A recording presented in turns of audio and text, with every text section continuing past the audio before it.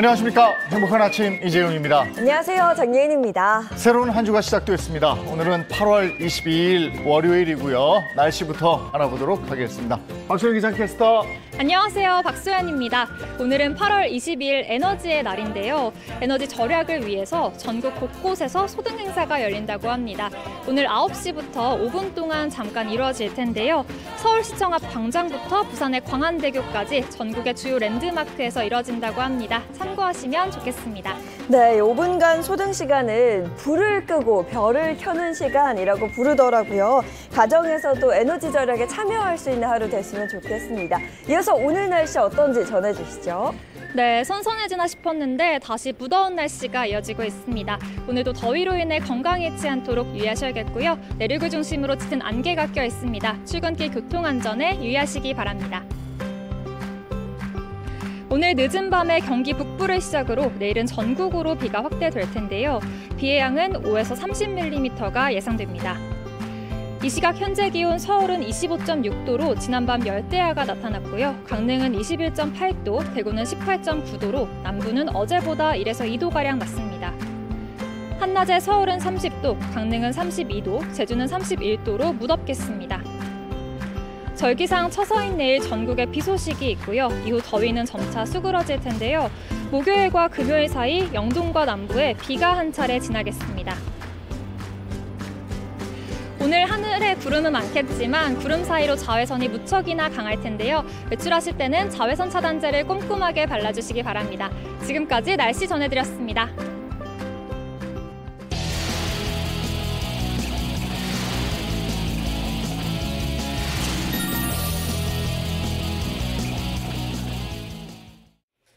네, 화제 이슈를 발빠르게 전해드리는 모닝 브리핑 순서입니다. 허주연 변호사와 함께합니다. 어서 오세요. 안녕하세요. 첫 번째 이슈부터 전해주시죠. 네, 첫 번째 이슈, 퇴근 후 배달 역대 최고 수치입니다.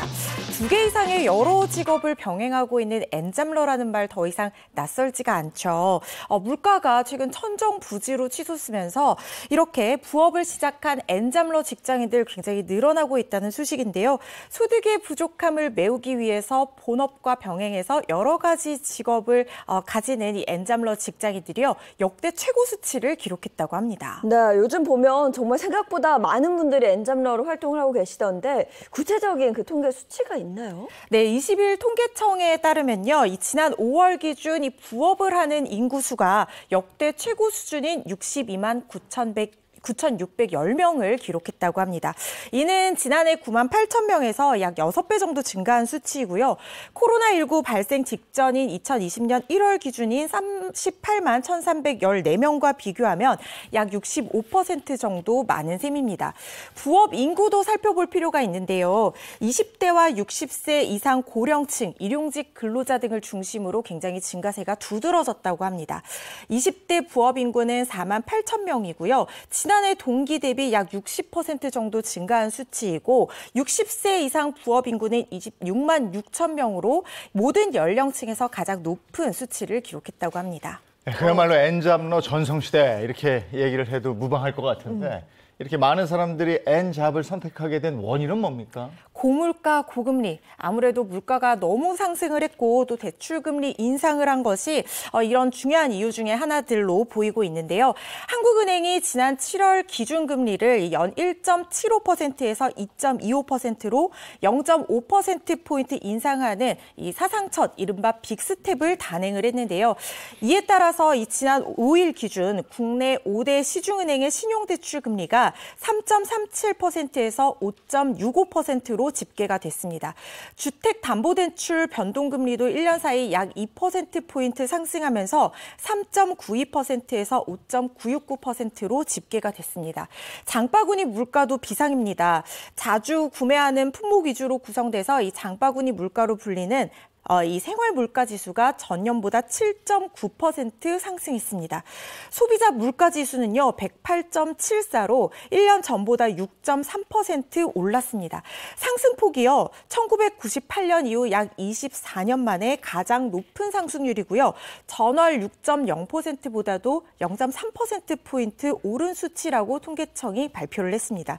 또 1분기 소비자 물가 상승률과 이 실업률을 더해서 산출하는 경제 고통 고통지수도 9.0을 기록했는데요. 이 수치는 1996년 6월 이 집계 기준이 변경된 이래 가장 높은 수치를 기록한 것이라고 합니다. 경제 고통지수가 역대 가장 높다니까 참 네. 씁쓸한데요. 그러면 요즘 어떤 일들이 엔잡러에게 각광받고 있나요? 다양한 직업군이 있습니다. 이 MZ세대들 유입이 특히 많은 분야가 배달과 이 방송 크리에이터라는 직업인데요. 최근 코로나19로 인해서 배달 수요가 폭발적으로 증가하면서 원하는 시간에 배달을 하면서 돈을 벌 수 있게 돼서 이 배달 일도 인기를 끌고 있고요. 동영상 콘텐츠 시장이 확대되면서 인플루언서에 도전하는 이 MZ세대들 굉장히 늘어나고 있습니다.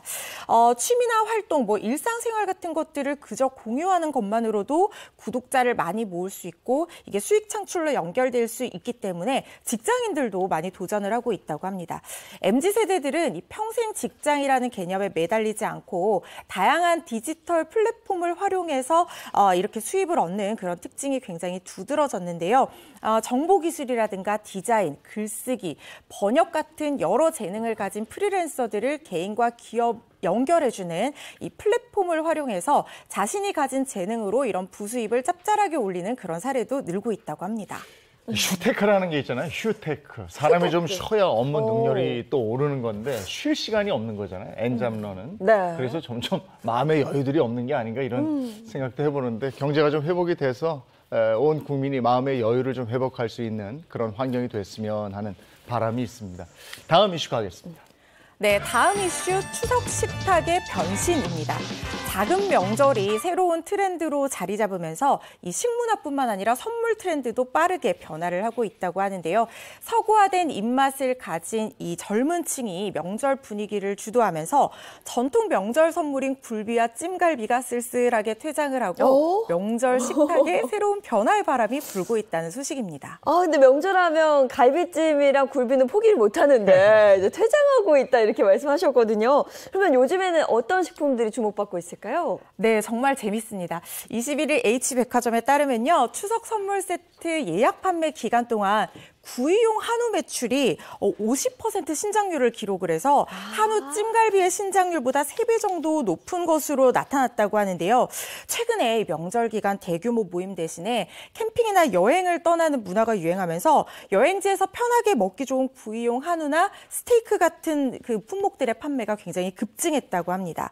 이런 추세가 유지된다고 하면 올 추석 선물 세트 판매 기간 중에 이 구이용 판매 한우가 차지하는 비중이 전체 한우 매출의 이 40%를 사상 처음으로 돌파할 수 있다는 그런 전망이 나오고 있는데요. 음식들이 정말 다양해지는 게 너무 흥미롭네요.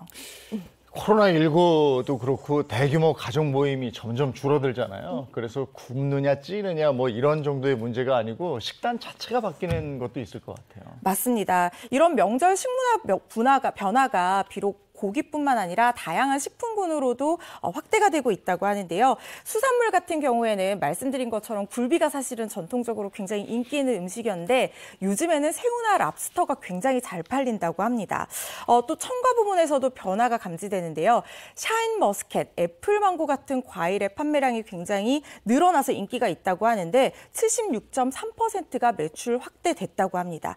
이런 결과는요. 사과나 배의 매출 증가율인 29.1%를 2배 넘게 상회하는 수치라고 하는데요.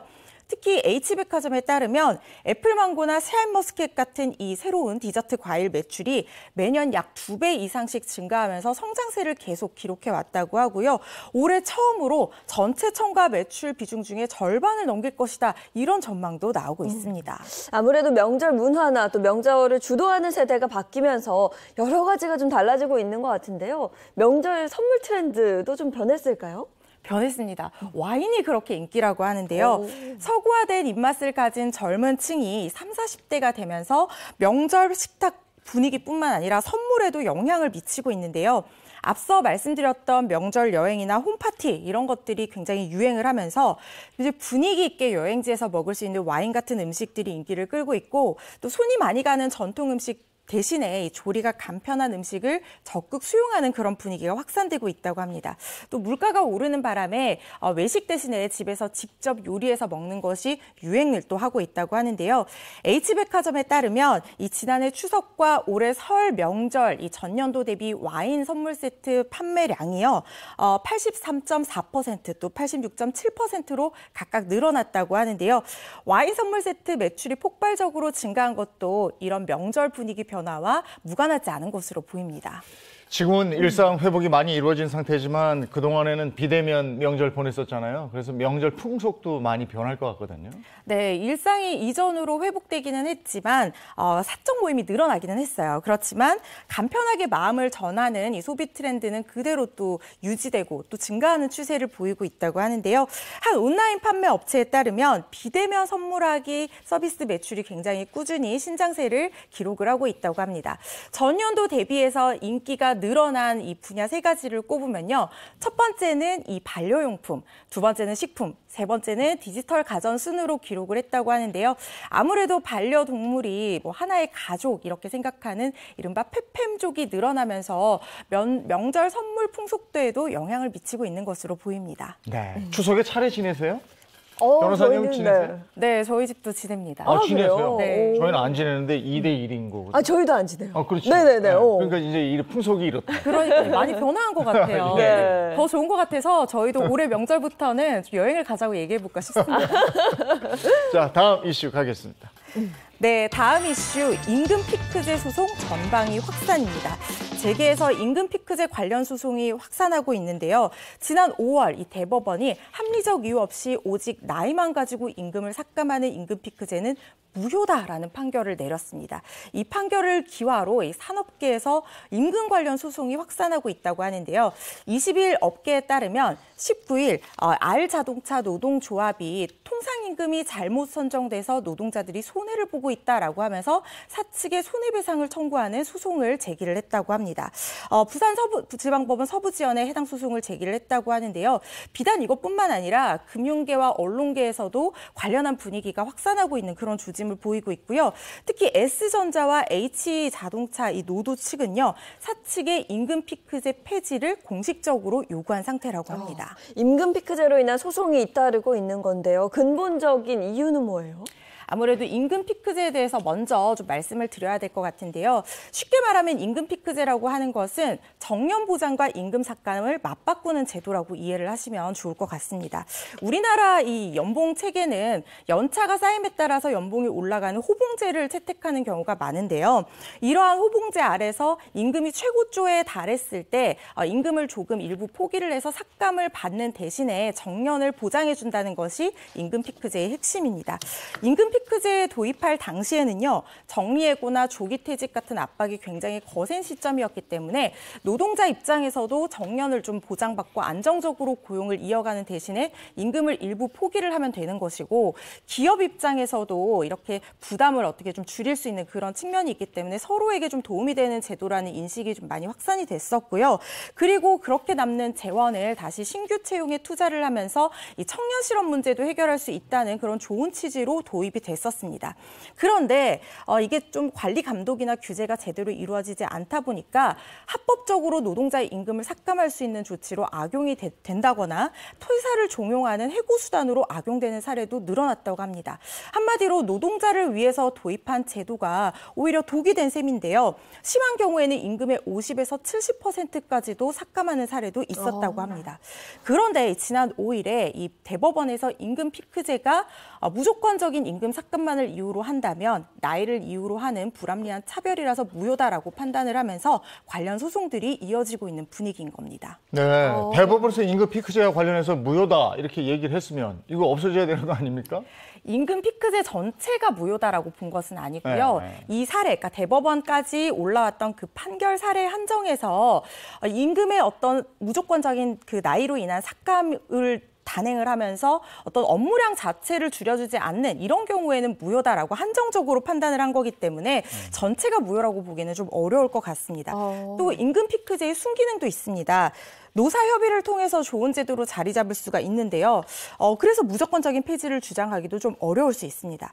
예를 들어서 퇴직을 앞둔 고령의 직원한테 여유 있게 퇴직 준비를 하면서 업무 강도를 좀 낮게 낮춰서 일을 하되 임금을 조금 삭감한다라고 하면 고용을 계속해서 안정시킬 수 있는 노동자 입장에서도 좋고 지혜를 활용할 수 있는 이 기업 입장에서도 좋은 측면이 있습니다. 네, 들어보니까 상황에 따라서 적법과 위법이 나뉜다는 건데요. 법으로 제재할 수는 없는 거예요?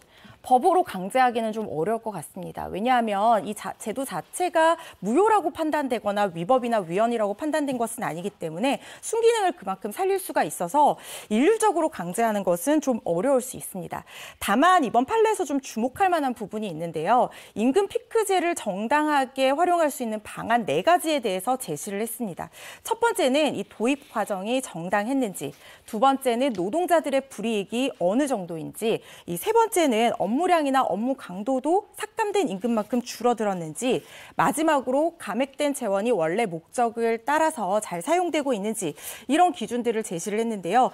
만약에 이런 기준을 만족하면은 유효한 좋은 임금 제도라고 볼 수 있겠지만 이런 기준을 만족하지 못한다고 하면 이 임금 피크제가 위법이나 무효라고 판단될 어떤 일응의 판단 기준이 제시된 셈이기 때문에 만약에 억울함이 있는 노동자라고 하면 국가인권위원회나 고용노동청 같은 관련 기관의 도움을 받거나 소송을 통해서 억울함을 구제할 수 있는 길이 열린 것이다. 이렇게 보시면 좋겠습니다. 네, 임금 피크제 관련 내용까지 오늘 모닝 브리핑은 여기까지 하겠습니다. 허준 변호사와 함께했습니다. 고맙습니다. 감사합니다. 고맙습니다.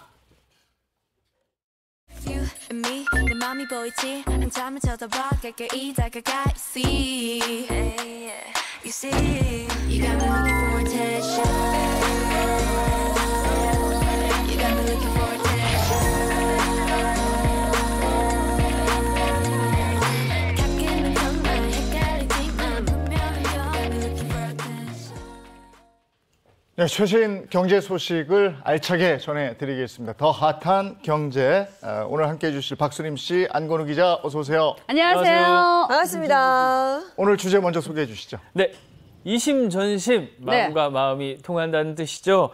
요즘은 고객의 취향 또 관심사 검색 기록 이런 다양한 걸 통해서 고객에게 또 상품을 추천해주는 그런 시대이기도 합니다. 오늘의 주제 그래서 마음을 읽어야 성공한다. 지금은 개인 마케팅 시대입니다. 예, 예전에는 물건만 잘 만들면 그 팔려 나갔는데 이제는 소비자의 마음을 사로잡고 맞아요. 소비자의 마음을 먼저 알아야 돼요. 그럼요. 굉장히 중요한 부분이에요. 1대1 개인화 마케팅 시대가 이제는 도래했다 이렇게 볼 수도 있을 것 같은데요.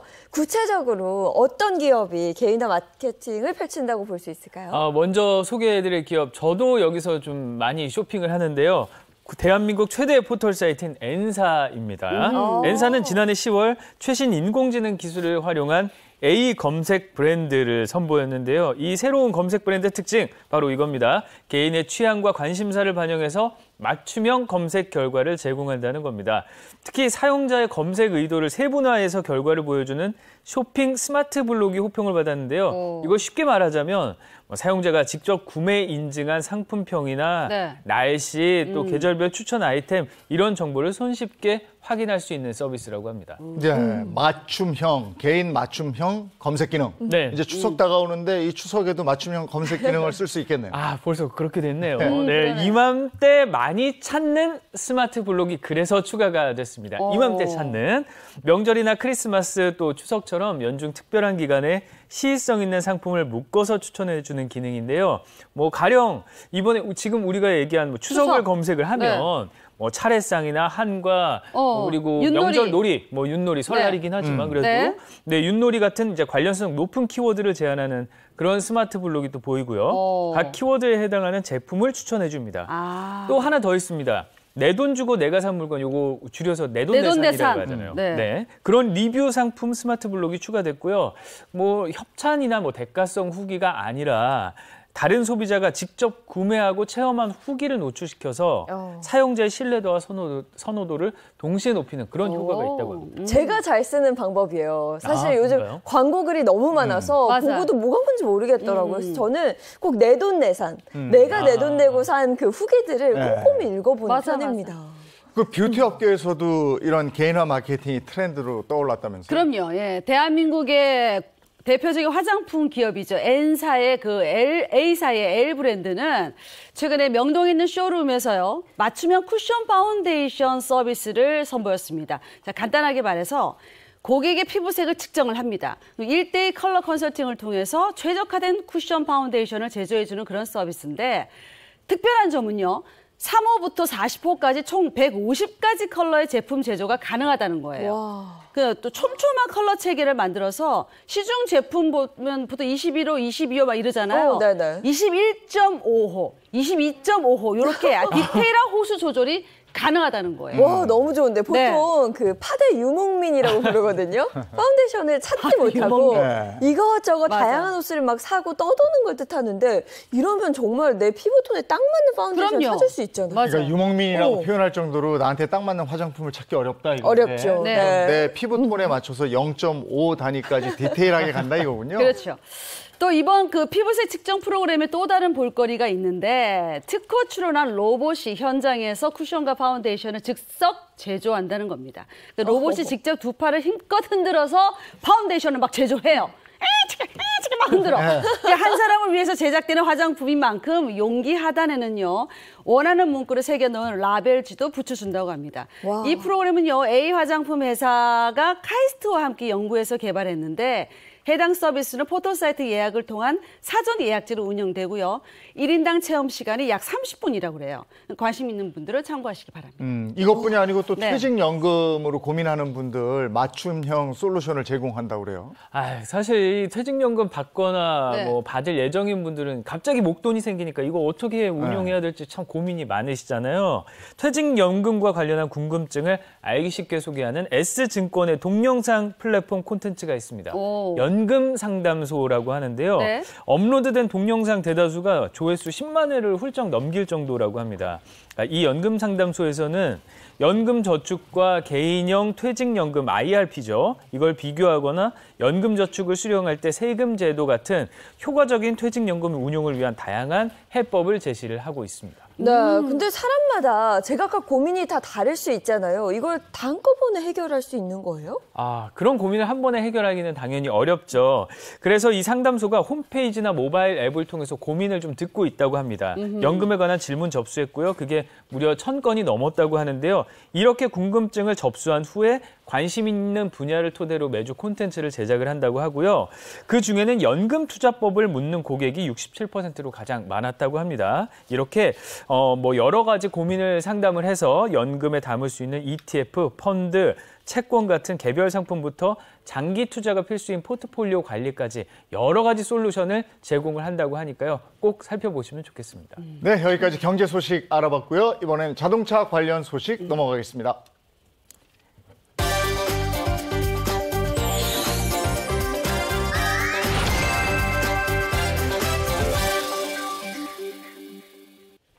네, 자동차 관련 소식입니다. 이인철 허주연 변호사 나오셨어요. 어서 오세요. 안녕하세요. 반갑습니다. 첫 번째 준비한 소식은 뭡니까? 네, 최근 온라인을 뜨겁게 달군 핫한 자동차 소식 준비했습니다. 차차차 핫클릭 영상인데요. 네. 첫 번째 영상, 사고를 내주셔서 고맙습니다. 뭔 말이야, 뭔 말이야 이게. 그러니까요. 사고 네. 내줘서 고맙다니요. 참 특이한 상황인데요. 네. 그 이유가 뭔지 영상으로 함께 보시죠. 자, 지난 11일 경기도 광주시 한 도로입니다. 네. 자, 차가 잘 가고 있어요. 운전자 서행하고 있는데요. 잠깐만, 저 차 좀 이상해요. 비상깜빡이 갑자기 뒤로 옵니다. 갑자기 뒤로 와요. 어떻게 된 걸까요? 황급하게 차량 운전자 들어가는데요. 불러오는 차를 어떻게 멈추느냐? 바로 이 운전자가 자기 차를 들이받게 내서 하는구나. 멈춰줬습니다. 차주가 바퀴에 깔릴 수도 있는 위험천만한 상황인데 다친 사람은 없었어요? 불행 중 다행히도 다친 사람 없었습니다. 이 좀 제보자, 위험하다. 뒤에 있던 사람이 태권도장을 운영하는 관장이었는데요. 아이들 다 데려다 준 후에 돌아오는데 저 위급한 상황이잖아요. 네네. 이걸 발견한 겁니다. 갓길에 차를 세운 저 차주가 네네. 실수로 기어를 후진해 놓고 이게 내리는 바람에 차량이 뒤로 굴러오기 시작한 거거든요. 네. 다행히 제보자가 상황을 빨리 판단하고 차로 막아줘서 사고를 면할 수 있었습니다. 잘하셨다. 사고 처리 후 제보자는 사고 차주에게 차야 고치면 되지만 운전자가 걱정이 돼서 내가 막았다. 멋있다. 사고가 나지 않아 다행이다 라면서 전화로 따뜻한 위로를 전했다고 합니다. 이야. 실수로 기어를 잘못 나와서 이렇게 그렇죠. 후진 기어를 낳는 모양이네. 뒤로 네네. 갔는데 저게 네. 평지가 아니고 내리막길이었으면 그대로 큰 사고 날 뻔했네. 그렇죠. 제보자 덕분에 인명피해가 나지 않아서 정말 네. 다행인데요. 이후에 제보자에게 기분 좋은 소식이 또 전해졌다고요? 이 사고를 면했잖아요. 이 차주가 네. 선물을 보냈다고 합니다. 뭔 제보자에게 네. 며칠 후에 태권도장으로 피자와 음료수를 선물을 했고요. 아, 애들 좋아하죠. 네. 이 뜻밖의 선물을 받은 제보자가 아직 살만한 세상이다. 배워야 할 게 많다. 이렇게 얘기를 했고요. 또 앞으로도 안전운전하면서 아이들을 가르치고 있잖아요. 이 사람이. 그렇기 때문에 아이들에게 안전한 세상을 만들겠다라는 다짐도 했습니다.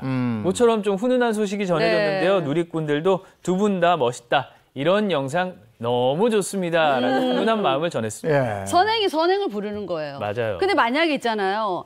그러니까 기어를 주차를 딱 해놓고 잘 주차하고 내렸어. 근데 이게 비탈길에 차가 쭉쭉쭉 미끄러 내려오는 경우 있잖아요. 그런 경우 있죠. 그런 경우에 그럼 차주가 다 손해배상 다 해줘야 되는 거예요? 여러분들은 비탈길이나 경사길에 주차할 때 어떻게 하세요? 이렇게 핸들을 돌려놓죠. 아, 잘하셨어요. 돌도 대놓고. 핸들도 있고. 두 가지 나왔네. 두 가지 더 있어야 됩니다. 밑에 뭐 받쳐야 돼요. 자, 일단은 버팀 돌 그 같은 기아를 잘 하셔야 돼요. 만약에 차가 앞으로 만약에 방향으로 내려가 있다 그러면 오히려 후진 기아를 넣는 게 좋고요. 반대 방향부터 반대 기아를 넣는 게 좋고 그다음에 말씀하신 대로 이제 그 핸들 돌려놓아야죠. 돌려놓고. 그다음에 이제 돌도 받쳐야 되고 네. 주차 브레이크도 또 완전히 당겨야 됩니다. 이 네 가지 정도의 주의임을 해야 되고요. 네. 만약에 이렇게 주의임을 하지 않아서 차가 굴러가지고 교통사고가 났다. 그러면 네. 이제 책임을 물을 수도 있어요. 실제로 한 운전자가 네. 여자친구랑 한강공원에 놀러 갔거든요. 거기 한강공원에 경사진대 있잖아요. 선착장 있잖아요. 네, 네. 거기에 주차를 하는데 주차 브레이크 살짝만 당겼어요. 아하. 그리고 자기는 나갔는데 차가 이제 계속해서 이제 찔끔찔끔 내려가죠. 굴러가지고 굴러가죠. 빠진 거예요. 그래서 여자친구가 익사해서 사망한 사건이 어머. 정말 그런 끔찍한 사고가 있어가지고 이 사건에서 이 판례가 우리 법원에서 남자친구의 과실을 인정한 판례도 있습니다. 정말 주의하셔야 됩니다. 또 비탈길에서는 정말 기어 위치 확인하시고 핸들 이렇게 방향 돌려놓고 꺾어 놓으시고 뭐 필요하다면 바퀴 밑에 이렇게 돌 같은 거라도 네, 한번 이렇게. 맞아요. 예, 그런 거 필요하죠. 어이구. 사람까지 죽었잖아요. 그러니까 깜짝 놀랐어요. 예. 자, 다음 영상은요? 네, 이번에는 좀 인상이 찌푸려지는 영상입니다. 아하. 남의 주차장에 몰래 들어가 뭘 털고 간 운전자입니다. 뭘 털었다고요? 네, 남의 주차장에서 뭘 털었냐니 좀 궁금한데요. 어떤 영상인지 준비했습니다. 함께 보시죠. 자, 여기 왼쪽에 주차된 차량 좀 주목해 주세요. 빨간 원안에 공중에 뭔가를 열심히 털어 뭔가를 털고 있는데 저 차량 뭐 하는 매트 거예요? 같죠? 저거 보니까. 발매트. 네네. 그 후에서 뭐 차량에서 뭘 계속 꺼내다가 유유히 차를 타고 사라집니다. 차가 떠난 자리에 뭘 아마 남겨뒀을까요? 한번 볼까요? 바로 마스크와 휴지, 음료, 어떡해, 컵, 웬일이야. 페트병, 어머. 바닥 곳곳에 쓰레기가 나뒹굴었는데요. 이 블랙박스 영상 공개한 제보자 A씨. 휴일에 출근했는데 안 보이던 차량이 있었다. 블랙박스 확인했더니 차주가 한 30분 정도 실내 청소를 하고 갔다라면서 이렇게 설명을 했습니다. 나 먼지 털고 간 줄 알았네. 그래 말이야. 그러니까 안 보이던 차량이라면 그럼 모르는 차가 남의 주차장에다가 그러면 쓰레기를 버려놓고 간 거야. 투척한 거 아니에요. 그렇죠. 신고해야지 이거. 그래서 누리꾼들도 A씨에게 신문고를 통해서 신고할 걸 권유를 했습니다. 네네. 안타깝게도 저기가 우리가 봐도 번호판이 잘 안 보였잖아요. 그래서 그렇죠. 번호판 식별이 잘 안 되는 상황이었다고 하고요. A씨는 평소에도 주차장 구석구석 담배꽁초를 버리고 가는 사람들 때문에 참 그리고 아유. 커피도 남은 커피를 바닥에 뿌려서 있어요, 스트레스를 그런 많이 사람. 받기도 있어요, 하는데 네. 청소하시는 분들께도 민망하고 에이. 그런데 누리꾼들은 이 몇백 원짜리 종량제 봉투 준비를 못해서 이런 상황을 만드는 게 그러게. 말이 되느냐. 양심은 안드로메다로 보냈냐. 보는 내가 다 부끄럽다. 안드로메다. 이런 좀 민망하다는 반응이 대다수였습니다. 부끄럽다 그러니까요. 진짜. 누리꾼들 말처럼 보는 사람이 더 부끄러운 맞아. 창피해지잖아요. 이런 경우 처벌할 수는 없는 건가요?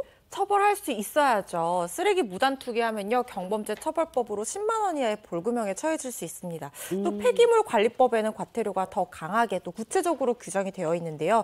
뭐 저렇게 담배꽁초나 이런 휴대품을 버린 경우뿐만 아니라 일반 가정용 쓰레기 가져와서 버리는 사람들 있잖아요. 맞아요. 네. 그런 경우부터 시작해서 뭐 비닐봉지에 넣어서 버린 경우, 소각한 경우 이렇게 굉장히 상세하게 여러 규정별로 과태료가 규정이 되어 있고요. 1차, 2차, 3차 위반 횟수가 늘어날수록 과태료 부과 액수도 커질 수 있다는 점 명심하셔야 될 것 같은데 아까 이제 누군지 식별이 안 된다 번호판이 이 말씀이 나왔잖아요. 네.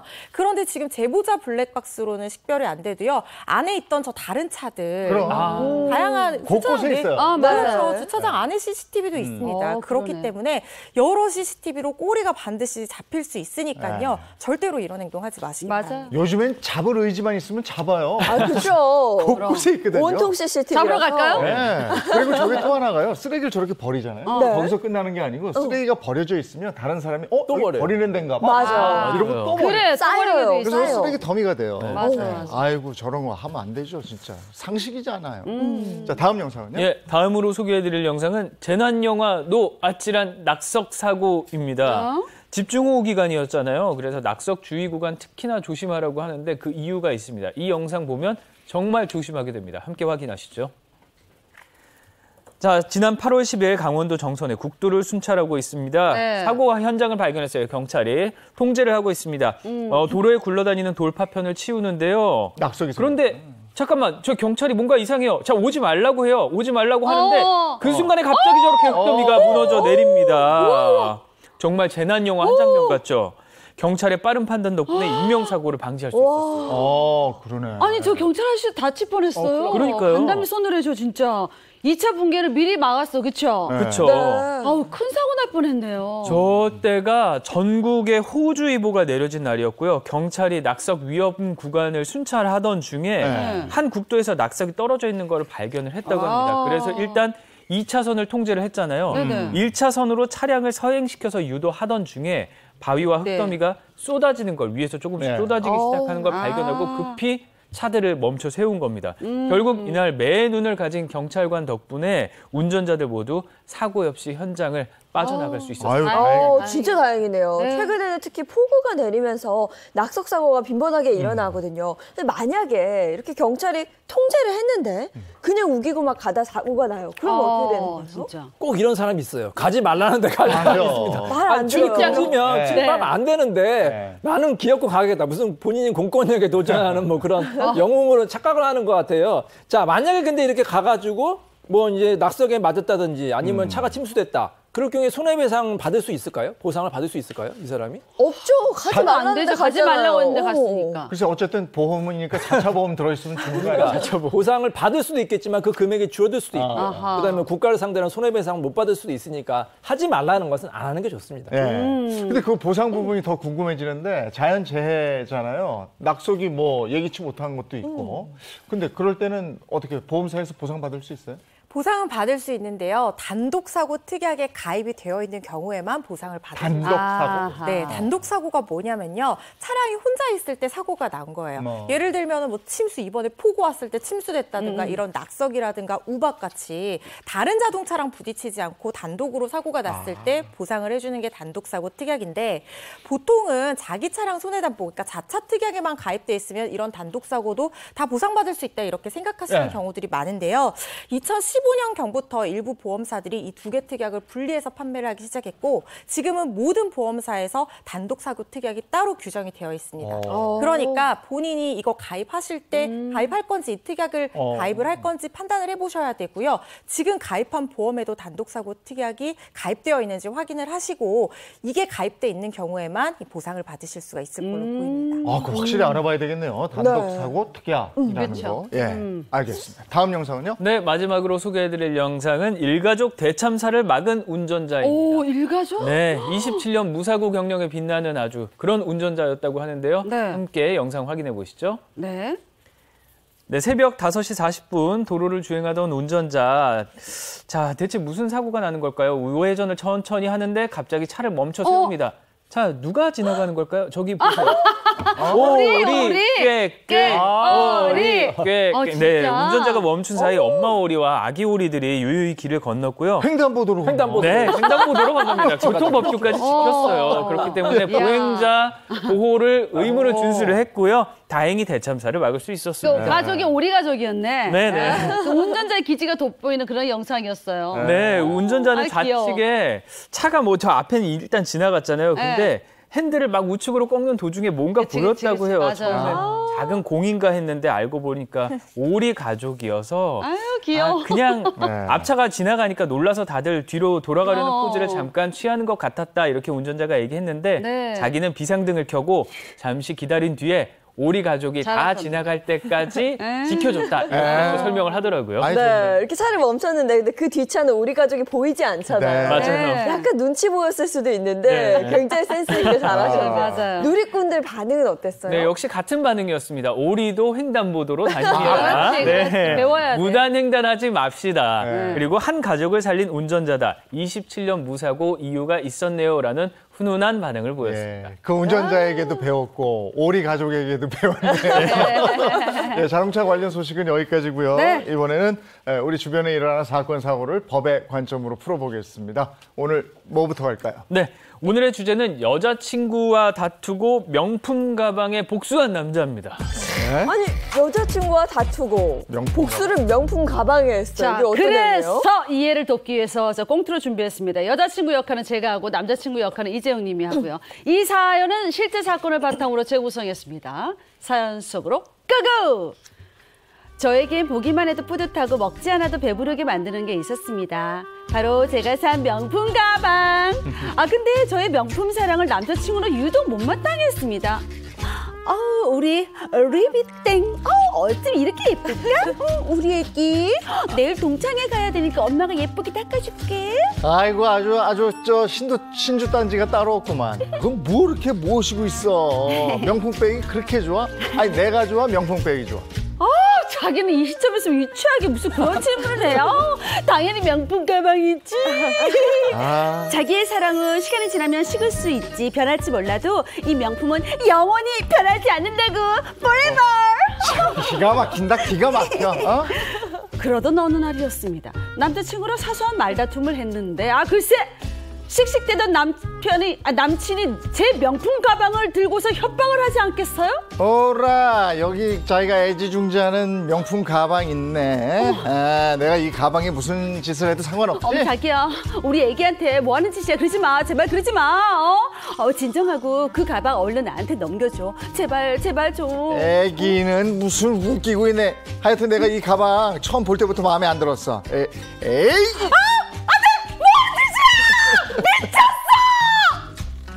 남자친구는 세상에나 제 소중한 명품 가방에 소변을 보고 말았습니다. 자기는 신용만 했다고 발뺌했는데 축축하고 그 찝찝한 그 느낌은 분명 틀림없이 그거예요. 아니 가방에 소변을 본 남자를 제가 용서할 수 있겠습니까? 변호사님들 이거 법으로 어떻게 안 됩니까? 야. 아니 가방에 소변을. 명품 사랑도 좀 애기야 하면서 뭐 좀 그런데. 네. 거기다가 또 이거는 이거 이건 아닌데요. 아니다. 이건 네. 아니에요. 예. 똥 가방에 변 본 남자의 얘기.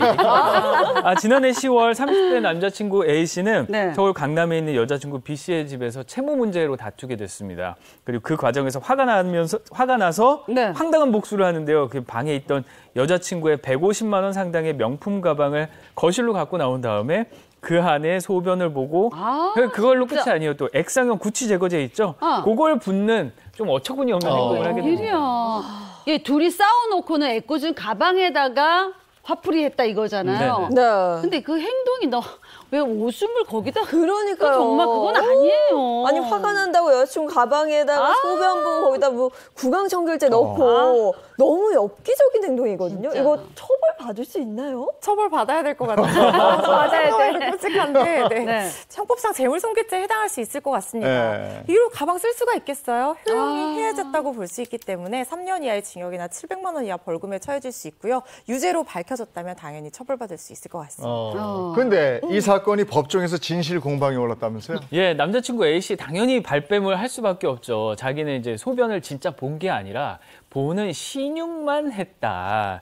그리고 가방에 소변을 보는 척만 했고 좀 그런 주장이 사실이라면 재물을 손괴한 정도가 달라지기 때문에 재판부가 진실 공방에 들어갈 수밖에 없었습니다. 법정에서 여자친구는 소변을 본 게 맞다. 남자친구는 아닙니다. 그냥 신용만 했을 뿐입니다. 네. 법정에서 그것도 저 진정하세요. 소변을 본 게 맞습니까? 아닙니다. 이게 말이 되냐고. 얼마나 창피해. 그렇죠. 이것도 좀 난감한 상황인데 네. 사실 뭐 증거 영상 같은 게 있으면 좋은데 가정집에 CCTV가 있고 그렇지는 않거든요. 아니 그래서 이게 뭐 국가수까지 갔다면서요.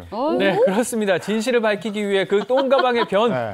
국가수까지 등장했습니다. DNA는 혈액이나 소변 뭐 그런 체액은 물론이고 또 지문의 일부 묻은 적은 양의 상피세포로도 채취가 가능하거든요. 역시. 그래서 이 증폭 과정을 통해서 분석이 얼마든지 가능한데요. 때문에 소변을 본 후에 구강청결제를 부어서 육안으로 범죄의 흔적을 아이고. 없앨 수는 있어도 네. 국과수의 DNA 유전자 감시까지 막을 순 없다는 겁니다. 아, 그렇죠. 요즘은 뭐 스치기만 해도 DNA가 남는다 이런 말이 진짜 있는데 맞아요. 피해갈 수는 없었을 것 같아요. 이거 결과가 궁금한데요. 어떻게 됐어요?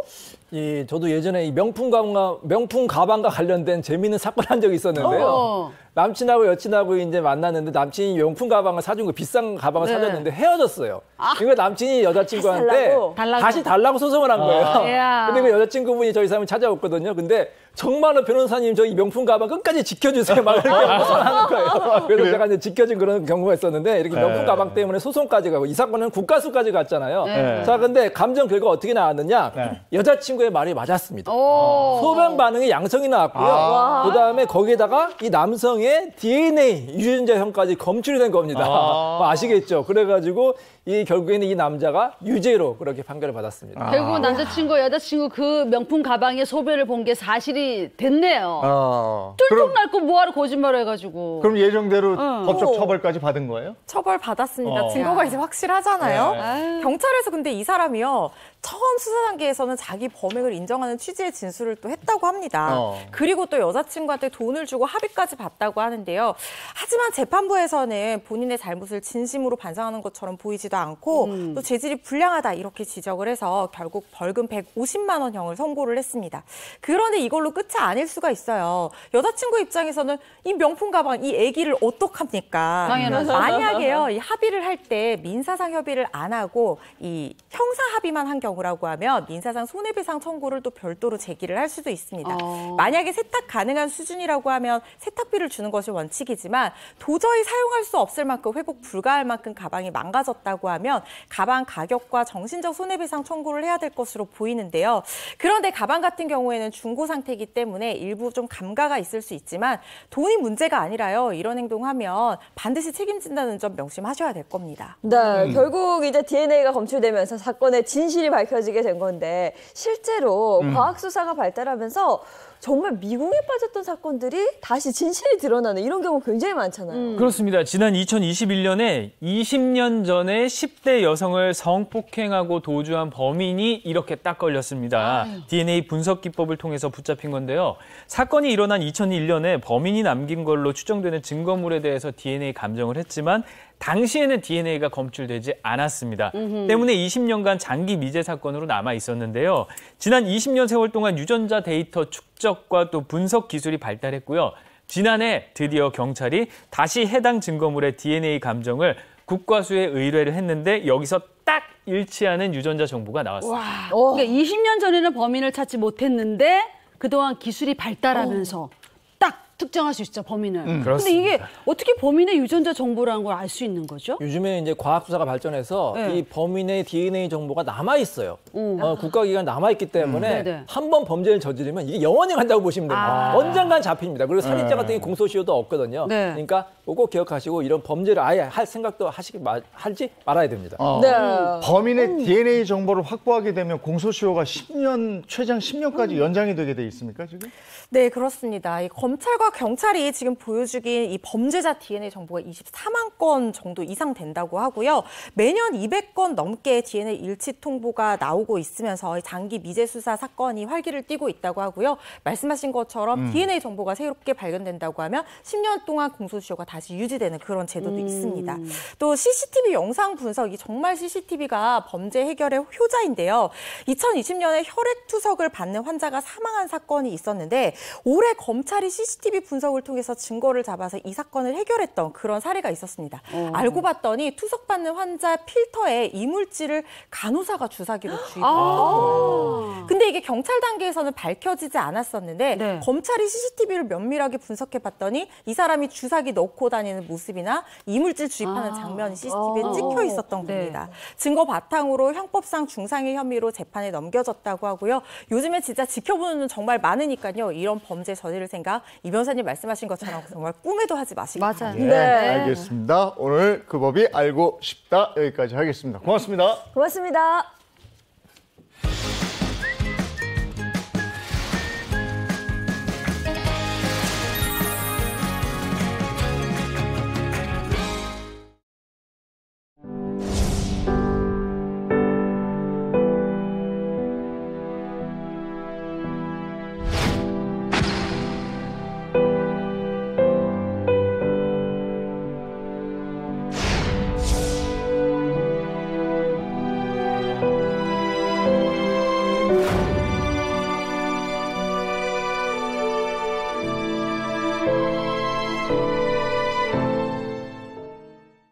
살면서 겪게 되는 모든 고민을 속 시원하게 해결해 드리겠습니다. 용한 상담소 이호선 전문가입니다. 어서 오세요. 안녕하세요. 네, 반갑습니다. 자, 오늘은 또 어떤 고민이 들어와 있을지 궁금한데요. 저희가 실제 사연을 바탕으로 재구성했습니다. 사연 바로 보시죠. 안녕하세요. 저는 은퇴한 60대 남자입니다. 저는 30년째 해오던 일을 접고 새로운 일을 시작했는데요. 새로 시작한 일이 너무 작고 보잘것없는 것 같아서 고민이에요. 저는 원래 기술직을 했는데요. 그 분야에서 제 이름을 모르면 간첩이었어요. 후배들도 저 없으면 일 못한다고 난리였고요. 그 바닥에선 제가 거의 전문가로 통했거든요. 근데 문제는 체력 소모가 너무 커서 50대까지는 버텼는데 60대부터는 계속하기가 버겁더라고요. 그래서 전공이랑 아예 상관없는 서비스직을 쉬엄쉬엄 시작했는데요. 확실히 몸은 편한데 자존심 상하는 일이 많더라고요. 젊은 사람들한테 소위 갑질 같은 것도 당하고요. 옛날엔 돈도 많이 벌었는데 수입도 반토막 났고요. 또 남들이 물어봤을 때 무슨 일 하는지 말하는 것도 좀 부끄러워요. 근데 다시 원래 일을 하려고 해도 그거는 또 아내가 결사 반대해요. 제가 몇 년 전에 무리해서 일하다 쓰러진 적이 있는데 그 뒤로 아내가 돈 못 벌어도 좋다. 당신 몸 편한 일을 하자고 그러더라고요. 저도 이제 옛날에 좋은 체력도 아니고 몸 편한 일을 하는 게 맞죠. 그런데 왕년에 잘 나가던 제가 작은 일을 하려니까 자존심까지 작아지는 것 같아요. 후배들도 형이 체력만 회복하면 빨리 돌아와라. 송충이가 솔잎을 먹어야지 뭐하냐면서 저를 기다리는데 다시 돌아갈까 말까 100번도 넘게 갈팡질팡하네요. 저는 어떻게 하면 좋을까요? 저 상실감이죠. 예, 그죠. 하던 일 말고 다른 일을 하는데 그 일이 양에 차지 않으시네요. 네, 뭐 사실 뭐 세상에 큰일 작은 일이 어디 있겠습니까마는 그래도 본인이 그 전에 하던 일이 더 대단했다고 생각하기 때문에 말씀해주신 상실감이 그렇죠. 지금 본인을 휘감은 것 같아요. 네. 아마 은퇴하신 분들 아마 이 말씀 드리면서 저건 100% 내 얘기야 네. 이렇게 생각 많이 하실 겁니다. 그런데 우리가 또 다 같이 공통적으로 느끼는 건 뭐냐면 은퇴를 하더라도 인생은 계속된다는 겁니다. 먼저 제가 우리 사연을 보내주신 사연자 칭찬을 좀 해드리고 싶은데요. 제가 보니 내가 원래 가지고 있던 그 전직에서 정말 베테랑이셨어요. 그만큼 노력하고 수고하고 애쓰고 그다음에 최정상의 자리까지 올라가신 상태였고 그런 이후에 이제 몸의 변화가 오고 이 부분을 감안해서 또 새로운 용기를 내어서 도전하고 선택하고 그걸 또 실행하는 그 능력까지 가지고 계십니다. 이 부분에 대해서는 정말 엑설런트, 제가 아주 훌륭하다라고 말씀을 좀 드리고 싶고요. 다만 지금 우리가 아마 은퇴 이후에 새로운 직종을 선택하신 분들은 다들 비슷한 고민일 겁니다. 제일 먼저는 이 낯선 새로운 것들이 진짜 힘들고 새롭게 시작한다는 것 자체에 적응에 그렇죠. 어려움이 있다는 게 있고요. 또 하나는 그 전에 우리가 뭐 부장이다, 전무다, 사장이다, 국장이다. 근데 지금은 아저씨거든요. 그렇죠. 이게 아버지. 나에게는 다른 사람하고 다르게 크게 불명예로 느껴져요. 이거 쉬운 일이 아닙니다. 네. 이게 특히나 이분은 또 왕년에 당신이 했던 그 분야에서 그냥 일만 한 게 아니라 잘했다는 칭찬도 듣고 최고였어요 이런 인정을 받던 사람이 또 다른 분야에서 일을 했을 때 다른 사람들이 그렇게 하는 거 아니에요. 그거 한 번도 안 해봤어요. 이런 식으로 얘기 들으면 굉장히 자존심도 내려가고 정말 일하고 싶은 생각이 안 들 것 같아요. 네. 근데 살면서 이렇게 내 분야 아닌 일을 하다가 뭔가 이렇게 창피했던 경험은 다 있을 것 같은데 저는 라디오 출연해서 노래를 불렀거든요. 불러야 돼서. 아 진짜? 근데 왜 그때 실시간 그랬어요? 댓글로 불경을 외는 줄 알았다고. 그리고 뭐 제가 노래를 불렀는데 재난 문자가 왔다 뭐 이런 댓글이 올라왔거든요. 그때 좀 좌절감이 있긴 했어요. 제 분야 아니어서. 요즘에는 조기 퇴직도 있고 명퇴하시는 분들도 있고 이래요. 근데 그 퇴직하고 나면 당장 없어지는 게 이제 명함 없어지죠. 그렇죠. 그다음에 내 자리가 없어지죠. 갈 곳이 없어지죠. 네. 그리고 내가 만날 사람이 없어지죠. 아이고. 여기서 오는 그 공허감, 상실감 이런 건 상당히 크거든요. 예. 근데 이걸 어떻게 극복하느냐 맞아요. 이게 또 관건이죠. 소장님도 그런 경험 있으실 거 아니에요? 네. 어디 한두 건이겠습니까? 그러니까. 안 하던 거 하면 다들 잘 못할 뿐더러 거기에는 왜 이렇게 시작하자마자 그렇게 실수가 나는지 모르겠어요. 제가 뭐 여러 가지 있습니다. 아까 노래 잠깐 말씀하셨는데 네. 저도 한번 라디오에서 노래를 한 적이 있었는데 그것도 다들 이제 있으시군요. 그 왜 오빠 한번 믿어봐 믿어봐. 이거를 제가 그 동생이랑 결혼을 했길래 누나 한번 믿어봐 하는데 문제는 박자, 음정, 가사 다 틀려가지고 대본에 땡 다시는 그쪽 라디오에서 안 부르더라고요. 네, 이게 분야가 아닌 새로운 영역에서 뭔가 아주 굉장한 성과를 올린다는 것 자체가 어렵지만 중간 정도 하기도 정말 어렵구나라는 걸 느낍니다. 근데 요 정도는 에피소드인데요. 이렇게 퇴직하신 분들이 갑자기 공허해지는데 꼭 누가 와서 옆에서 꼬드겨요. 있어. 요거 한번 해보면 뭐 어쩌고저쩌고. 그래 근데 있어. 해본 적도 없는데 거기다 하다가 그쵸. 정말 이게 나이가 어느 정도 들었을 때 가지고 있는 재산 날리는 거는요. 이건 정말 치명적인 거거든요. 그런 경우도 있으니까. 주식 말씀하신 거 아니었어요 이제? 뭐 제 얘기한 거예요. 나 그럴 줄 알았어요. 제 얘기한 겁니다. 왕년에 잘 나가던 나, 은퇴 후 작은 일, 자존심 상해요. 솔루션은 어떤 게 있을까요? 네. 근로조건과 시점을 재설정하라. 이렇게 돼 있습니다. 지금 이 상황, 지금 사연자가 머물러 있는 상황이 굉장히 애매한 상황이에요.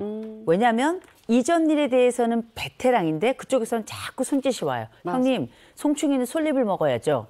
그리고 새로운 일을 시작했는데 이 새로운 일을 해야 되는 건 알지만 마땅치가 않고 더군다나 내가 그 영역에 들어갔을 때 기분도 좋지 않은 상황을 경험을 했거든요. 그럼 이제 이 시점에 나는 힘들지만 과거에 다시 과거에 머물러야 될 것인가 아니면 나에게 적절하지 않은 것 같음에도 새로운 길로 나아야 될 것인가 이게 굉장히 어려운 진로 앞에 서 있는데 여러분 다 경험해서 아시잖아요. 인생이 늘 진로 앞에 섭니다. 맞아요. 네. 늘 갈림길 앞에 서는데 이런 시점이라면 한 번쯤 멈추어서 내가 생각하고 있는 길이 A 아니면 B 이렇게 정해진 것이 아니라 때로는 조정이 필요한 그 범위라든지 정도라든지 이런 것들을 조정할 수 있는 영역인지를 한번 좀 살펴보실 필요가 있습니다. 제가 이 말씀을 왜 드리냐면 말씀을 들어보니까 이전 일을 하기에는 지금 사연자가 체력이 달린대요. 체력이 달린다는 건 우리가 생각하는 것처럼 좀 힘이 빠져 이 정도가 아니라 일을 할 수 없고 그 일의 적합성이 떨어진다는 이야기거든요. 갈등이 될 수밖에 없는데 또 한 가지 뭐냐. 새로운 일에 대해서는 이 사연자가 못한다 잘한다의 문제가 아니라 마음이 가질 않아요. 나를 사실 평가절하하는 것 같기도 하고 그다음에 내가 늘 해왔던 기계와에 함께했던 그 일, 그 변수에 대한 조정이 가능했던 그 일과 다르게 높은 강도의 전문성과 더불어서 내가 사실상 조절하기 어려운 영역, 낯선 영역에서 내 마음이 거기에 와서 딱 붙질 않는단 말이에요. 그러면 무슨 일이 필요한가? 지금부터 우리가 셀프 조절이 필요할 겁니다. 어떤 셀프 조절이 필요하냐면 내가 있던 그 영역에서 나 모르면 간첩이었어. 그러는데 네. 요새는 참 간첩 찾기가 어렵더라고요. 그리고 간첩도 나이를 들고요. 마찬가지로 내가 지금 했던 일에 대해서 손바닥처럼 그렇게 훤한 일이긴 합니다만 네. 혹시 우리가 아까 이 방송 초반에 임금 피크제 얘기가 잠깐 나왔었죠. 네. 그 임금 피크제만 있는 것이 아니라 때로는 내가 하고 있던 본연의 일 전체에서 파트타임으로 가거나 아니면 시간제로 옮겨가는 분들도 굉장히 많습니다. 되게 은퇴 이후에 새로운 영역을 완전히 바꾸어서 하는 것이 나에게 적절할 것인가 아니면 혹시 내가 가지고 있는 전문성, 그냥 손가락으로 한번 딱 가도 코가 흥 나오는 이 전문성, 이런 영역만 우리가 아주 최대한 풀타임으로 잡는다고 생각하지 마시고 혹여 같은 영역 혹은 비슷한 영역에서 내가 할 수 있는 유사하지만 일의 강도가 낮은 것이 있는지, 그래서 전체 뭐 아니면 돌아갈 것이 아니고 중간 주점에서 그 환경을 조절할 수 있는 여지가 있는지 먼저 그것부터 좀 살펴보시는 게 어떨까 싶습니다. 네, 다시 한번 사연을 생각해 보면 네. 정말 말씀 주신 게 맞는 것 같은 게 이 사례자분께는 30년간 쭉 해왔던 일이나 새로운 일이나 둘 다 적합하지는 않은 것 같아요. 네. 맞아요. 그러니까 둘 다 나에게 완벽하게 적합하지 않는다는 걸 좀 인정을 하고, 근데 이 상황에서 그래도 나에게 맞는 게 어느 쪽인지를 그걸 좀 생각해 보라 이거죠. 지금이 딱 그 결정을 해야 될 시기인 게 뭐냐면 네. 저쪽에서는 형님 오십시오. 송충이는 솔잎을 먹어야 되지 않겠습니까? 말씀을 하지만 결국 형님이 오는 게 불편한 시기가 반드시 옵니다. 그 형님이 연락을 하는 즉시 그쪽에서는 경계 상황이 되거나 어떻게 밀어내야 될지를 고민하는 상황이 반드시 오거든요. 이게 어쩔 수 없는 현실이자 슬픈 우리의 상황이긴 합니다만 분명한 건 요 시기를 맞아서 어떻게 내가 나의 입지를 좀 분명히 할 것인가를 이야기할 때 예전 그 자리에 가기 어렵다면 시간 조정을 해야 될 거고요. 새로운 자리에 가서 적응을 하고자 한다면 마음 조정을 하셔야 될 거예요. 그 선택을 지금 하지 않으시면 새로운 데도 적응이 어렵고 과거에도 돌아가지 못하는 이런 상황이 벌어질 수 있는 거거든요. 그러니까 유치에서 뭐하고 도 아니면 개, 걸, 윷도 있잖아요. 그렇죠. 그러니까 다른 선택지도 있다는 거잖아요. 그 예를 들면 구체적으로 예를 들면 어떤 게 있을까요? 대개는 우리가 한 업종에서 네. 오래 일을 했던 사람들이 영화를 많이 보시는데 그 인턴이라는 영화 많이 보십니다. 네. 그런데 그 인턴이라는 영화를 보시면 그 인턴 주인공이었던 남자 주인공이 완전히 새로운 영역이 온 게 아니고요.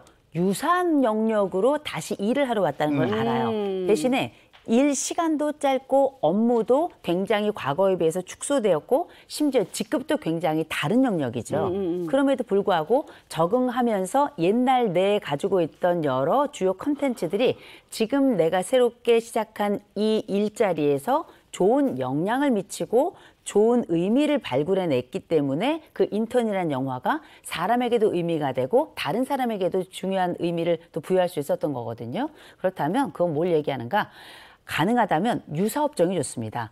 그리고 그 유사업종을 어떻게 찾는가? 우리가 오랫동안 20년, 30년 일을 하시면 대개 연결된 다른 업체들이 있어요. 그 업체들에게 끊임없이 자기 홍보를 하시고 자리에 대한 요청을 하시고 부끄럽지만 가서 다시금 내가 알고 있었던 사람에게 지인을 통한 또 다른 일자리를 작게 얻는 방식이 차라리 완전히 새로운 일자리를 통해서 내가 가지고 있는 효능감이 완전히 바닥까지 떨어지는 경험을 하는 것보다는 훨씬 낫습니다. 우리가 사실 직장에서 퇴직하기까지 진짜 쉴 틈 없이 너무나도 열심히 빡빡한 스케줄에 일을 해왔잖아요. 네.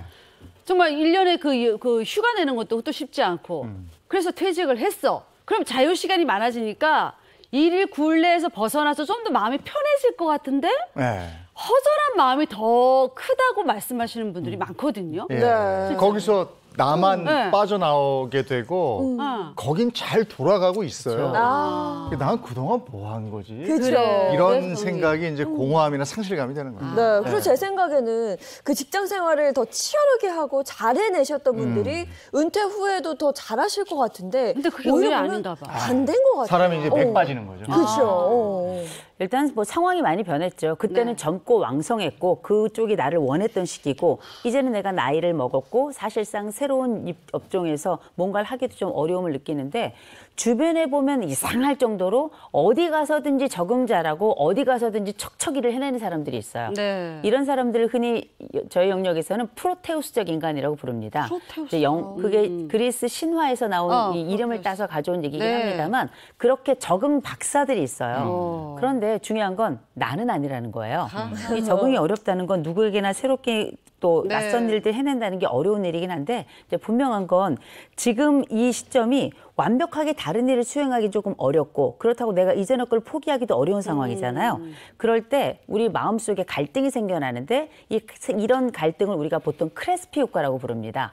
이거는 뭐냐면 내가 그전에 굉장히 높은 직급에 있었고 또 내가 하는 일에 대해서 굉장히 높은 성과가 있었을 때 그만큼 또 인정도 받았죠. 거기에 가장 중요한 인정은 또 보수라고 볼 수 있는데 네. 내가 과거하고 비교해 봤을 때 내가 열심히 해도 옛날만큼 보상을 받지 못하면 네. 그 일에 대해서 흥미를 가질 수가 없는 거예요. 그래서 내가 잘한다 못한다를 떠나서 내가 받은 지금 현재 받고 있는 소득이 작잖아요. 네. 힘이 안 납니다. 아. 작잖아요. 하고 싶지 않아요. 맞아. 거기다 그 전에 직급이 뭐 국장이고 부장이고 이렇게 갔다가 지금 딱 봤더니 어이 사원, 뭐 어이 파트 이렇게 부르면 일단 기분부터 상해요. 그렇죠. 이런 요소들이 사실상 은퇴 이후 재적응할 때 가장 힘든 마음 문턱입니다. 이 부분 넘어가는 게 쉽지 않죠. 예. 자, 두 번째 솔루션 보겠습니다. 네. 재취업 적응평가 3종 세트를 점검하라. 3종 아, 명절 다가오니까 그러시는 거예요? 이제 드디어 3종 세트가 나오죠. 네. 여러분 잘 아시다시피 우리나라 베이비붐 세대들 지금 60대를 한참 달리고 있는 분들이 네. 세계에서 가장 일에 대한 욕구가 강렬합니다. 너무 재미있죠? 이게 삼성경제연구원에서 나온 연구 결과인데 그러면 중요한 건 내가 사실 그러면 이전에 일을 연속해서 은퇴 이후에도 할 수 있으면 얼마나 좋겠어요. 맞아요. 그럼에도 불구하고 실제 일을 새로 시작한다 하더라도 과거 일을 연속적으로 하는 비율은 굉장히 낮습니다. 그러면 내가 재취업을 한다 그러면 연속된 일을 할 수 있으면 좋지만 그렇지 못하면 나에게 어떤 일이 맞는가에 대한 찾는 과정이 필요할 텐데 이걸 제가 재취업을 위한 고려해야 될 3종 세트라고 말씀드린 건데요. 자, 3가지 말씀을 드릴 텐데 여러분도 한 번쯤 머릿속에 떠올려 보셨으면 좋겠습니다. 네. 첫 번째는 뭐냐면 직무 전문성을 재발견할 수 있는 통찰력이라고 제가 얘기하는데 이거 너무 어려운 말이고요. 나에겐 어떤 일이 잘 맞을까라고 머릿속에 그림을 그려봐야 돼요. 나에게 어떤 일이 내 맞을까? 능력은 어떤 것에서 잘 드러나는가, 나의 탁월성은 어느 지점에서 잘 나타나는가, 네. 요거 자기에 대한 이해가 하나 필요한 거고요. 네. 두 번째 해당되는 게 뭐냐면 다른 업무를 내가 하게 된다면 어떤 것에 관심이 많이 가는가요.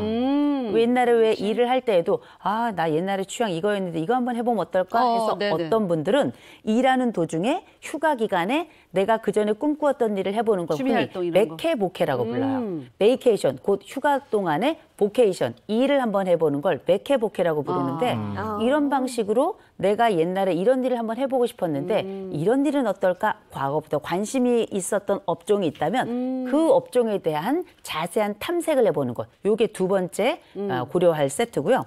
세 번째가 바로 뭐냐면 자기를 알려야 됩니다. 내가 이거 잘해. 내가 이 영역은 정말 잘해. 뿐만 아니라 나 혼자 알고 있으면 안 돼요.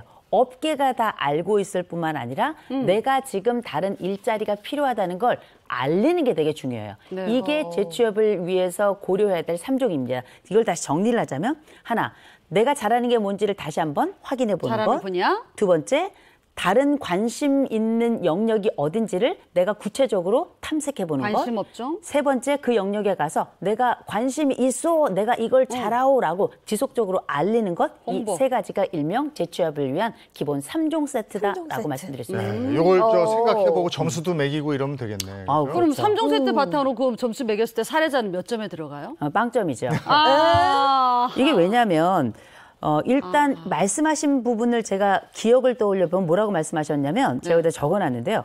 전공과 전혀 상관없는 일이란 말을 하나 하셨어요. 이건 뭐냐면 나의 적합도를 전혀 고려하지 않은 선택을 했다는 거고요. 두 번째는 그나마 이걸 어떻게 쉬엄쉬엄 하고 있대요.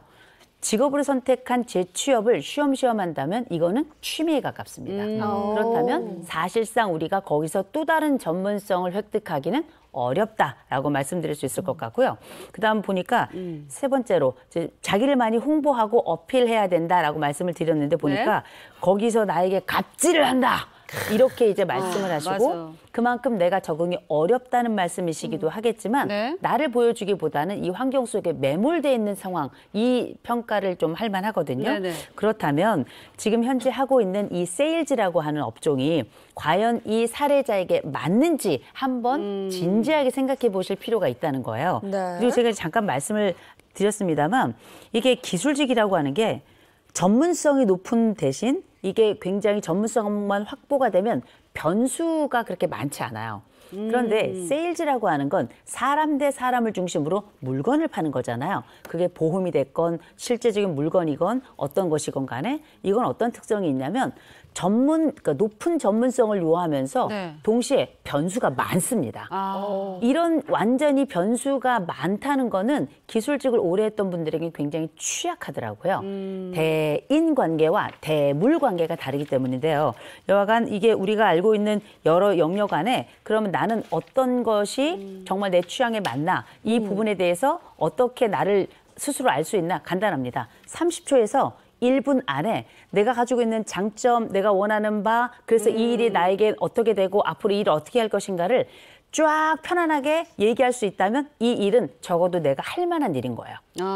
내 스스로 30초에서 1분 안에 한 번쯤 내가 하고자 하는 일이나 지금 하는 일을 한번 정리해서 얘기할 수 있는지를 한번 시도해 보시기 바랍니다. 네. 이럴 때 배우자는 어떤 역할을 해줘야 됩니까? 배우자는 이때 보통 보면 평가하죠. 내가 그럴 줄 알았다. 내가 하지 말라 그랬지. 당신 왜 이런 거밖에 못하? 이렇게도 못하냐 하시는데 이때는 지켜봐 주셔야 됩니다. 왜냐하면 초보자잖아요. 그리고 용기 주셔야 됩니다. 이렇게 하면 더 잘할 것 같고 어떤 게 제일 어려워? 라고 질문하시면 배우자의 답변에 따라서 그때 위로를 해주는 것 그게 지금 배우자가 해야 될 제일 중요한 일이겠죠. 그렇군요. 네. 다음 솔루션 가겠습니다. 전환학습을 시작하라. 전환학습. 이 전환학습이라고 하는 거 굉장히 뭐 대단한 말인 것 같은데 대단한 말 아니고요. 적어도 내가 새로운 일을 할 때 어떤 마음을 먹어야 될지 판단해 보는 것 하나. 네. 두 번째, 내가 새로운 일을 할 때 정말 필요한 정보와 지식은 무엇인가를 탐색해 보고 이 부분에 들어가서 공부하는 것. 이 두 가지 영역을 합쳐서 우리가 전환학습이라고 합니다. 이건 왜 필요하냐면 한 직종에서 다른 직종으로 넘어갈 때 우리가 거기에 필요한 건 기술이라고 생각하죠? 아니요. 마음의 문이 먼저 열려야 그 영역 안으로 들어갈 수가 있어요. 한 방에서 다른 방으로 넘어갈 때 그 문을 열고 들어가야 될 텐데 그 문은 직업의 문이 아니고 마음의 문입니다. 특별히 은퇴 이후에 재취업을 할 때는 이 마음을 다스려서 새로운 용기를 낸다는 게 생각보다 굉장히 어려워요. 그래서 우리가 흔히 말하는 그 전환학습이라고 하는 거는 내가 가지고 있는 직업 효능감을 높이는 과정이고요. 또 한 가지는 내가 가지고 있는 지금까지 새로운 적응이 한 번도 해보지 않았던 일이기 때문에 용기를 내는 과정이거든요. 그냥 하는 게 아니고요. 제가 말씀드렸습니다. 마음 조절력 하나 필요하고요. 두 번째로는 실제 내가 원하는 바를 넘어서서 내가 하려고 하는 바에 대한 구체적인 정보와 지식이 어느 정도인지를 알아보고 확인하고 배우는 과정까지 포함해야 됩니다. 은퇴 후에는 어쩔 수 없이 월급도 적고 그리고 보람도 좀 덜 느끼잖아요. 근데 이게 이걸 인정하고 좀 일을 고를 때 눈높이를 좀 낮추는 것도 필요하지 않을까요? 눈높이가 안 낮아져요. 눈높이가 낮아지려면 숱한 거절과 숱한 실패를 계속 거듭해야 그래, 그제서야 맞아. 눈높이가 낮아지는데 그러기엔 우리가 너무 나이가 들었습니다. 맞아요. 그렇기 때문에 이럴 때 제일 좀 마음 편안한 눈높이 낮추는 방법 중에 하나가 뭐냐면 나의 해방일지를 쓰셔야 돼요. 나의 해방일지라고 하는 드라마가 한때 유행했습니다만 네. 나의 해방일지라는 건 뭘 이야기했냐면 내 마음의 해방이에요. 그래서 내가 실제 눈높이를 낮추기 위해서 어디까지 낮아질 수 있는지를 누구한테도 얘기 못 하거든요. 네. 내 스스로 한번 적어보는 겁니다. 내 스스로 어떤 일까지 할 수 있고 이런 얘기 들었을 때 이 정도까지는 참아낼 수 있겠다라는 걸 내 나름대로 가상을 해서 가상의 시나리오를 내 나름대로 한번 적어보시면 그 안에 주인공은 항상 나거든요. 새로운 드라마는 머리에 상상부터 시작하고 실제 내가 새로운 걸 시작했을 때 그 상상은 반드시 우리에게 충격도 완화하면서 동시에 적응력도 높이게 될 겁니다. 네, 제가 사연 중에 가장 마음이 아팠던 부분이 새로운 일 하면서 젊은 사람들한테 갑질 같은 것도 당하고 남들한테 무슨 일 하는지 말하는 것도 부끄럽다 이렇게 말씀하셨거든요. 이거 자체가 이미 자존심이 좀 많이 상한 것 같아요. 맞아. 그렇죠. 이건 베테랑이 겪는 어려움이 아니고요. 신입이기 때문입니다. 낯선 일을 하고 그리고 아직 익숙하지 않은 신입이 여기 새로운 곳에 적응하는 과정에서 겪게 되는 심리적인 어려움이거든요. 그럴 때 제일 좋은 방법은 뭘까요? 세일즈 쪽에서 뭔가 새로운 성공을 새로운 방식으로 잘하고 싶다 한다면 마치 지금 이전 영역에서 선배로서 후배에게 조언을 해줬던 것처럼 이제 세일즈 영역에서 선배에게 직접 가서 물어보는 것도 좋고요. 내 친구 중에 혹시 은퇴를 세일즈 쪽에서 한 사람도 있어요? 그러면 그 친구에게 세일즈와 관련된 여러 방법들이나 조언들을 들어보는 것도 어쩌면 이런 데서 오는 마음의 좌충우돌을 최소화하는 데 좀 도움이 되겠죠. 우리가 그 은퇴를 하고 나면 좀 쉬고 좀 여유로운 삶 이런 게 기다리고 있으면 좋은데 사실 그게 아니잖아요. 그리고 사람이 일을 놓으면 확 늙는다 그러더라고요. 근데 그런 고민 때문에 일을 못 놓거든요. 아, 그럼요. 일 중독일 수도 있습니다만 분명한 건 저는 그냥 작은 일이라도 하시는 게 훨씬 낫다고 생각합니다. 그리고 그 일에 대해서 작다 생각하지 마시고 시작한다 생각하셔야 돼요. 그래야 그게 용기가 될 겁니다. 그냥 저 은퇴했다고 일을 놓기에는 너무 팔팔해. 맞아요. 너무 젊어요. 예전에는 은퇴하면 늙은 뭐 이런 분위기였는데 지금은 너무 젊으니까. 맞아요. 행복한 아침 30년 가셔야죠. 그렇죠? 네, 늙어서도 해야 돼, 우리. 영화 상담소 오늘 여기까지 하겠습니다. 고맙습니다. 고맙습니다. 새롭게 한 주가 시작되는 월요일에는 기운이 막 뻗어야 되는데 사실 온몸이 좀 쑤셔요. 그렇죠. 좀 처지고 또 월요병이라는 말도 있잖아요. 오늘 해포같이 시청하실 모든 분들 힘내시고 월요일 파이팅 하시기 바랍니다. 좋은 하루 보내시고요. 저희는 내일 아침 7시 30분에 돌아올게요. 행복한 아침, 행복한 하루 되십시오. 고맙습니다. 고맙습니다.